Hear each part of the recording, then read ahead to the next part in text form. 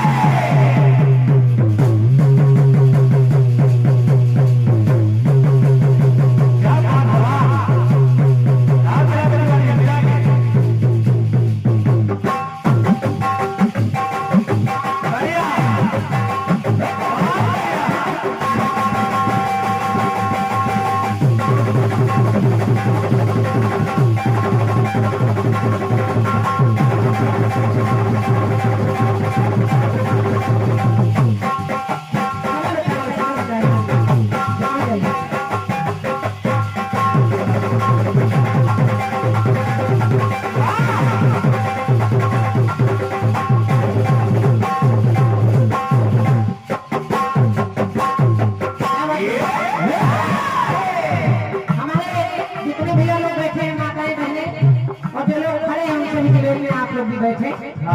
पहला गीत है और इस गीत के विषय को सुनिएगा। माला की चर्चा हम लोगों ने की है, लेकिन ये जो कीर्तन हो रहा है, ये कीर्तन क्या है इस विषय को सुनिएगा। और गीत आप लोगों ने सुना होगा, फिल्मी दुनिया वाले गा रहे हैं कि प्रेम की गली में एक छोटा सा घर बनाएंगे।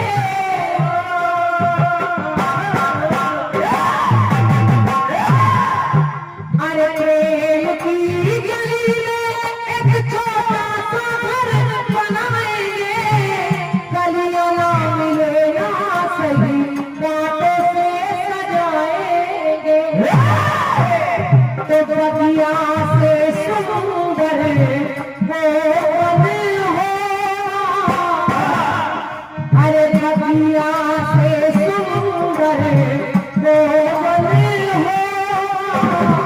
मिमझिम बरसता सावन हो। तो दिल सितारों का आंगन हो। मिमझिम बरसता सावन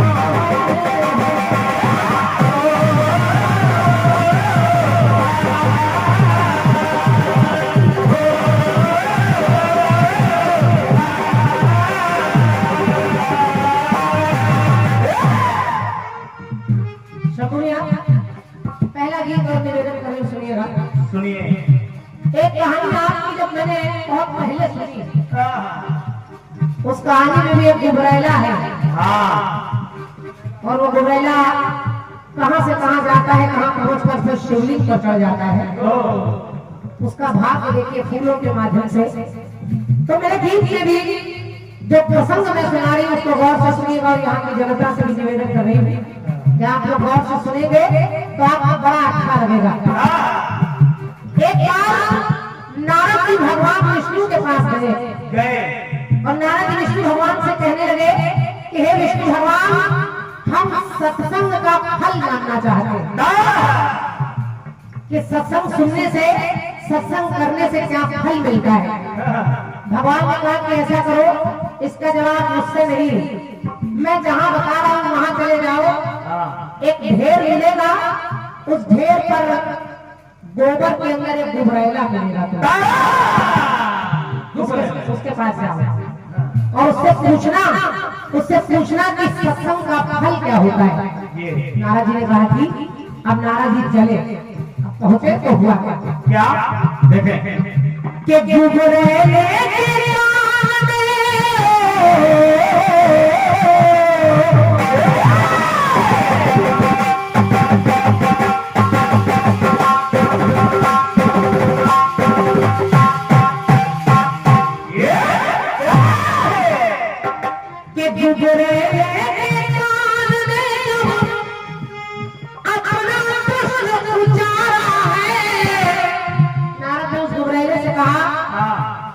के हमको विष्णु जी ने भेजा है, हम सत्संग का फल जानना चाहते हैं। तो जरा सुनिएगा कि गुबरैले के कान में अपना प्रश्न पूछा है।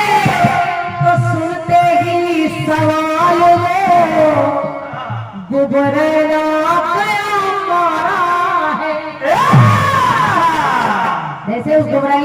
उसके प्राण निकल गए। हाँ अब वो मर गया। जब मर गया तो नारद जी वापस आए विष्णु भगवान के पास और कहने लगे जिससे मैंने पूछा वो तो मर गया, इसलिए हे स्वामी के सत्संग का फल, के सत्संग का फल बताना हो, के सत्संग का फल बताना हो, तो बोले प्रभु और कहीं जाना होगा। भगवान ने कहा अभी तुम्हें और कहीं जाना होगा। हाँ क्यों? क्योंकि हे नारद नियम यही है, कि नियम यही है कुछ खोकर कुछ पाना होगा, तो सत्संग का फल बताना होगा, कहीं जाना होगा।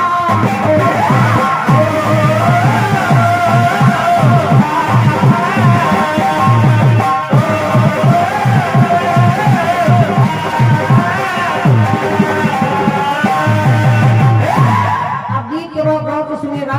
सुनिए अब विष्णु भगवान ने कहा कि ऐसा है तो मर गया घुमरेला, एक काम करो, एक स्थान पर और जाओ और वहां एक गाय ने अभी ताजा ताजा बछड़ा दिया है, उस बछड़े के कान में पूछना कि सत्संग का फल क्या होना चाहिए।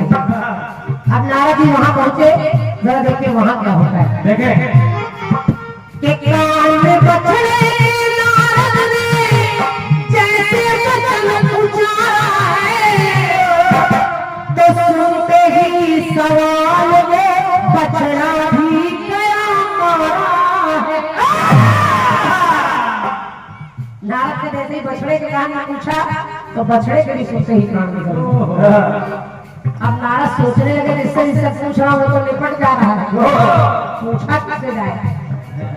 तो आते ही नारद ने प्रभु से हाल सब पूछा है और कहा जाऊंगा कहीं ना प्रभु जी मेरे यही विचार।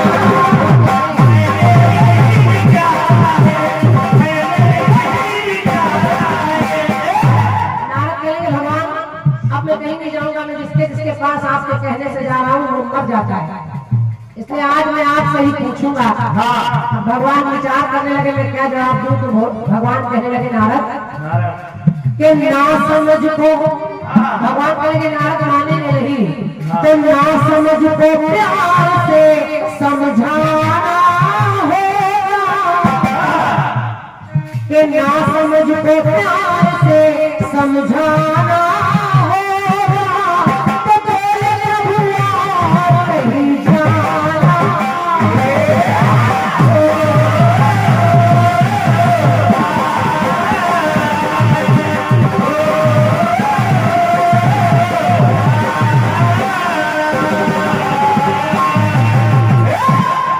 अंतिम पंक्ति सुनिए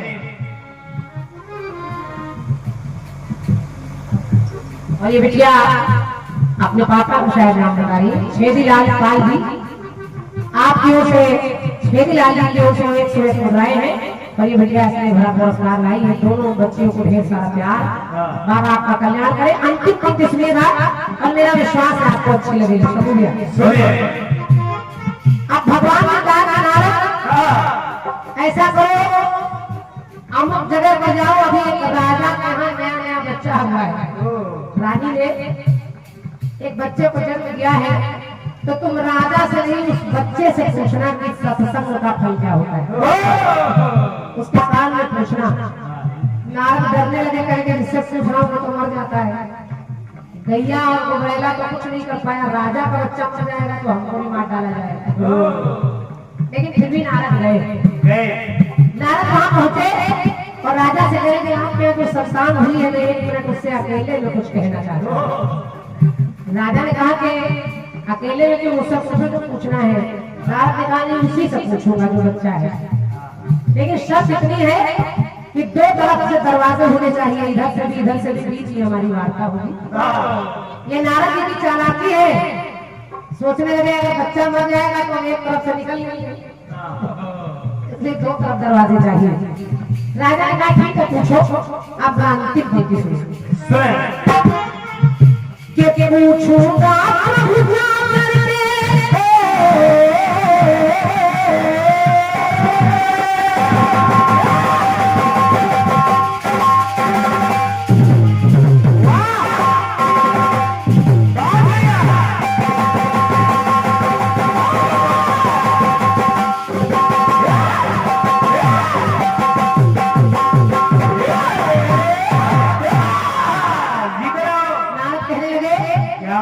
पूछूंगा प्रभु क्या करते नवजात से सवाल है मर गया जो बालक तो होगा बुरा हाल है। अगर कहीं बच्चा भी मर गया तो कसम से बड़ा बवाल हो जाएगा। लेकिन पहुंचे तो पूछा जब बालक से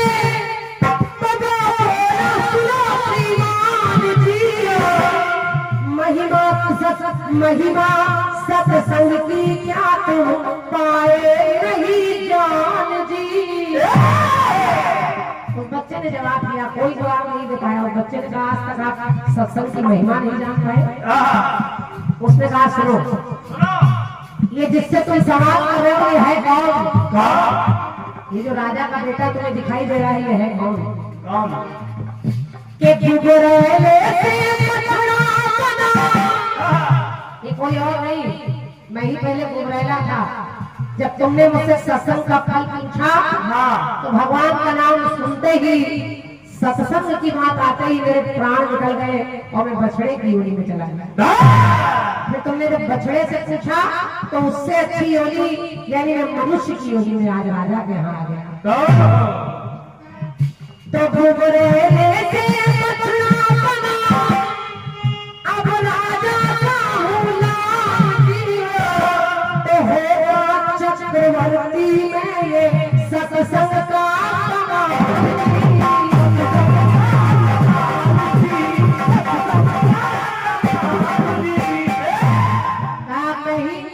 पहले गुजरेले से बछड़ा बना फिर बछड़ा से आज राजा का पुत्र हुआ और नहीं आगे चल के चक्रवर्ती सम्राट बन जाऊंगा। ये सत्संग का फल है। यानी सत्संग सुनने से भगवान का कीर्तन भगवान का नाम सुनने से आप अच्छे से अच्छे यानी सीढ़ियों पर सीढ़ी करते चले जाते हैं। यही फल है इसका। इसलिए दुएगी मन ऋषिवन का दुएगी मन ऋषिवन का हर्षाना हो दुएगी मन ऋषिवन का हर्षाना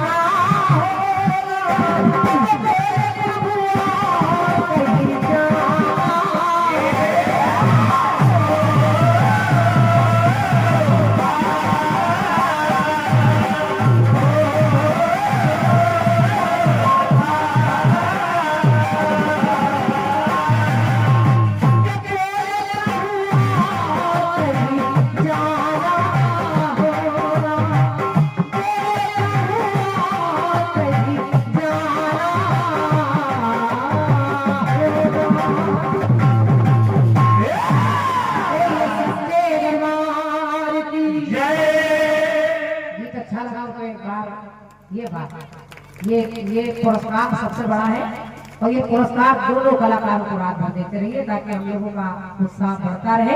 आइए पहले चक्र में थोड़ा समय लग जाता है। आमंत्रित करें भैया से चक्र के साथ भैया शंभू हलचल जी आपकी सेवा गुणगान किया जाए कम ही है। छोटे लाल भैया इधर से भी बाबा का गुणगान किया गया है और उधर से भी बाबा का गुणगान किया गया है।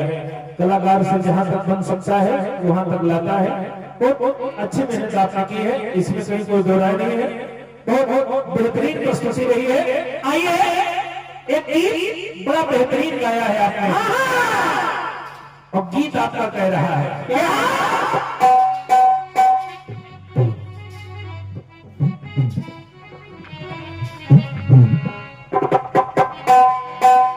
अरे प्रेम की गली में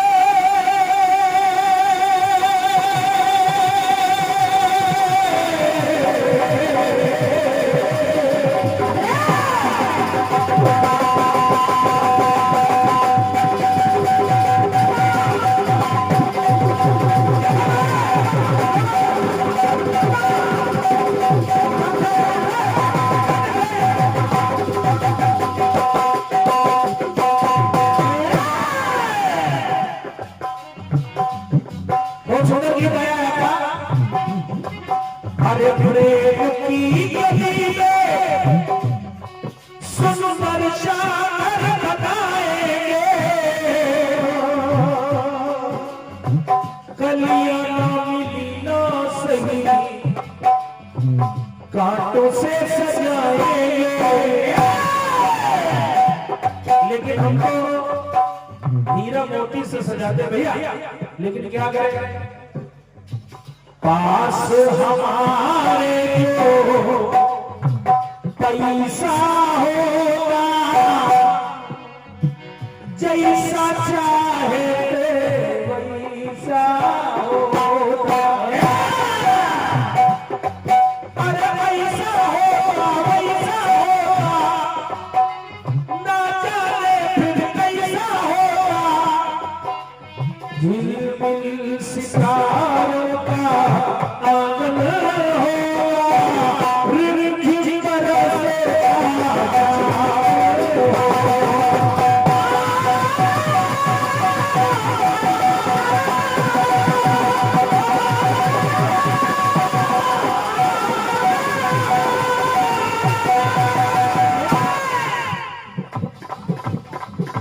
बहुत कठिन कहानी वादी हो।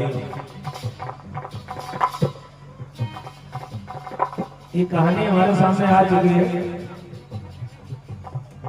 और ये हमारे सवाल का जवाब है।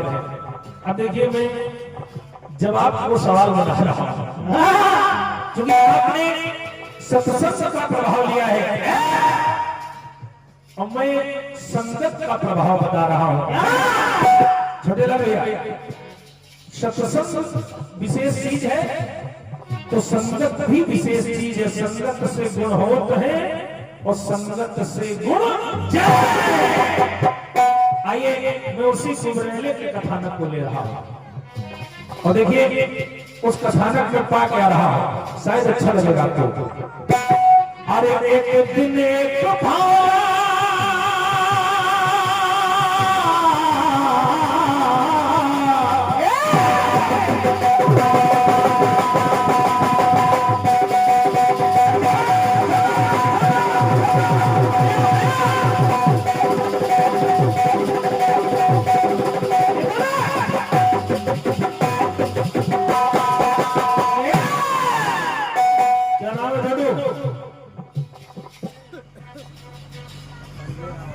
हमारे संजय रावत जी, इनकी ओर से 21 रुपए आए हैं। ढेरों सुने हैं संजय भाई, सुनिएगा। छोटे लाल भैया, बात अच्छी लगे तो इसमें चाहूंगा। अरे एक दिन एक भौरा गोबर में, एक भौरा उड़ता उड़ता आया और गोबर में फंस गया। अरे एक दिन एक भौरा गोबर में फंस जाता है बेचारा। तो गोबर में कीड़ा रहता है जिसे हम आप कहते हैं गुबरेला। तो निकाला गुबरेले ने उसे और दिया है सहारा। जब उस भौरे की जान गुबरेले ने बचाई तो हुआ क्या? दोनों में हो गई दोस्ती, ये ज्ञानी सुनो कहानी। चलो मेरे साथ में रहना, ये भौरा बोरा पानी। भौरे हिल मिल के रहना मुझे हर दम हो, हार में जिएगा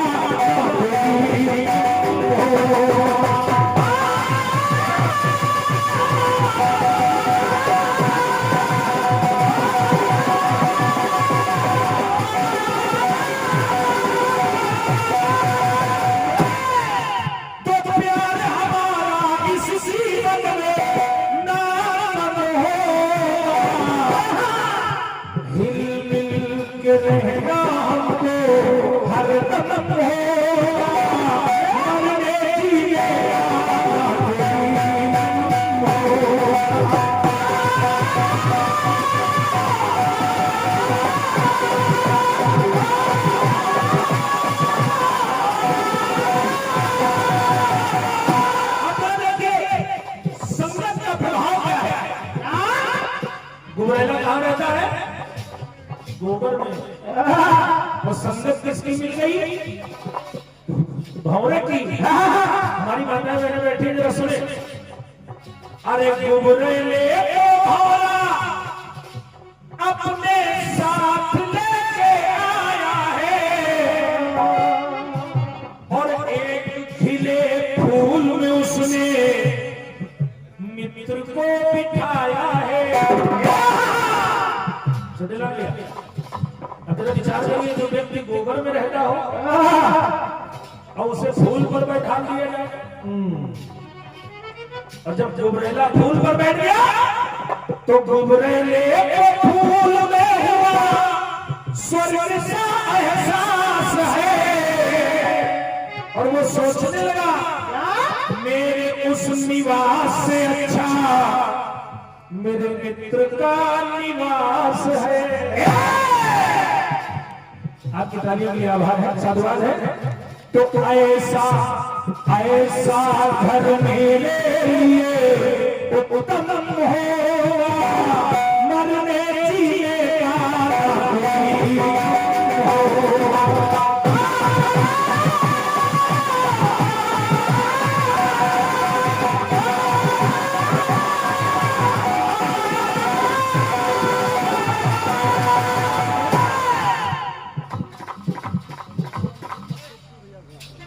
गंगाराम भैया घूर खेत, गुड्डू भैया घूर खेत, आपकी ओर से इसके सुन आए हैं। अब संगत का प्रभाव देखिए, क्योंकि हमारे समाज में छोटे लाल भैया लोग पीएचडी कर लेते हैं। पीएचडी यानी मास्टर ऑफ डिग्री। अगर संगत अच्छी नहीं मिलती तो चाहे जितना पढ़ लिख जाए, लेकिन गुमटी के पीछे जाके बीड़ी पीते हैं। और अगर संगत अच्छी मिल जाती है तो एक अंगूठा टेक व्यक्ति भी कई आईएएस पीसीएस पे राज करता है। ये संगत की बात है। अब देखिए होता क्या है, गुबरेले को फूल पर बैठा कर भौरा चला जाता है फूलों के रस को लेने के लिए। इधर क्या होता है जरा देखिएगा, गुबरेला था कहां और पहुंच कहां रहा है। अरे गुबरेले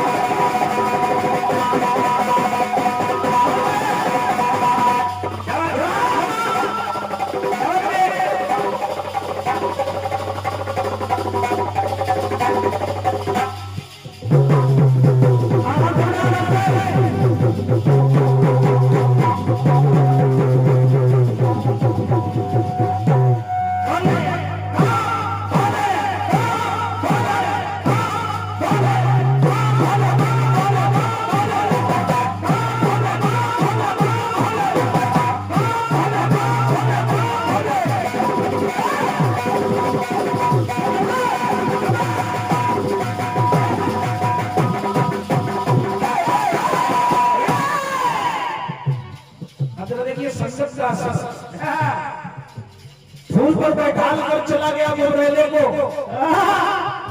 और जब बैठा दिया तो अरे नींद आई गुबरेले, मिला जब आनंद है।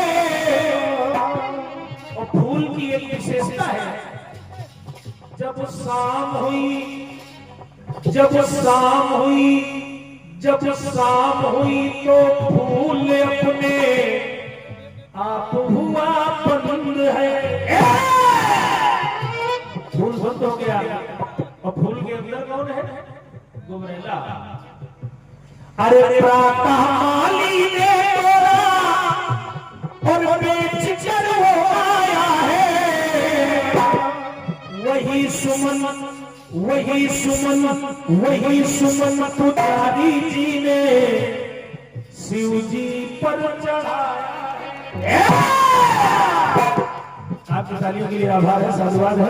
क्योंकि कहां गुबरेला गोबर में है, भौरे की संगत के लिए फूल बनाया, फूल से माली के हाथों में माली के हाथों से पुजारी जी के हाथों में और पुजारी जी के हाथों से देवादिदेव महादेव के ऊपर आ गया। और जब अपने आप को भगवान भोलेनाथ के शिवलिंग पर पाया तो वो गुबरैला सोच रहा है कहाँ भाग्यशाली ऐसा मौसम हो मरने की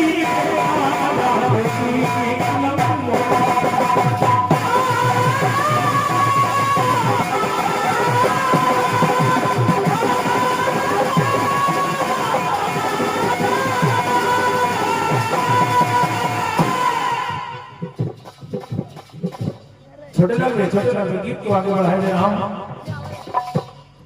इधर मंदिर में जब फूलों के उस भेद को देखा तो पुजारी जी ने सोचा लाओ मंदिर की साफ सफाई कर ली जाए। सारे पुष्पों को उठाया, एक टोकरी में रखा। पुजारी जी ने किया क्या? अरे शाम को पुजारी जी ने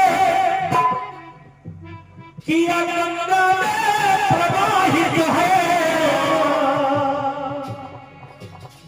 तो मदद हेतु उत्साहित है। अब भौरे को याद आया मैं तो अपने मित्र को फूल पर छोड़ आया हूं। अब भौरा दौड़ता दौड़ता पहुंचा कहां? जहां से श्रीमती पावनी माता गंगा के पावन प्रवाह में फूल पर बैठा हुआ गुबरैला बहता चला जा रहा है। जब बहता चला जा रहा है तो गुबरैले से भौरे ने कहा मित्र तुम मेरी पीठ पर बैठ जाओगे तुम्हें बचा लूंगा। लेकिन देखिए आज गुबरैले ने कहा क्या? अरे बोला गुबरैला भौरे से हर्षित हो प्यार में हलचल बह जाने दो मुझे गंगा जी की धार। क्योंकि अब इस जीवन का कोई मतलब नहीं कहां मैं गोबर में था। गोबर से फूल पर, फूल से माली के हाथों में, माली के हाथों से पुजारी जी के हाथों में, पुजारी जी के हाथों से देवादिदेव महादेव के ऊपर और उससे भी ऊपर गंगा के प्रवाह में। अब इस जीवन को कुछ नहीं चाहिए, बहुत कुछ मिल गया। तो तुम्हारा भाग्यशाली ऐसा मौसम होगा मरने की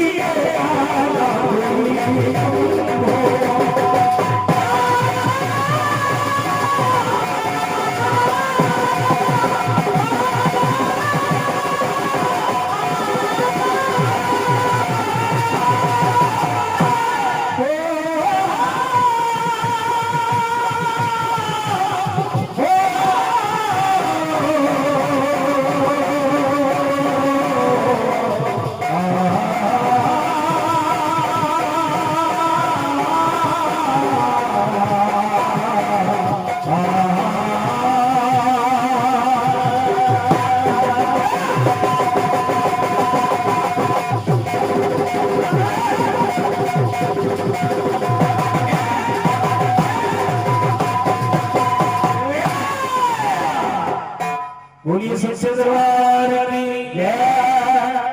अगर थोड़ा भी ये पंक्तियां अच्छी लगी हो तो 5 ग्राम ताली हमको भी दे दीजिए, हम भी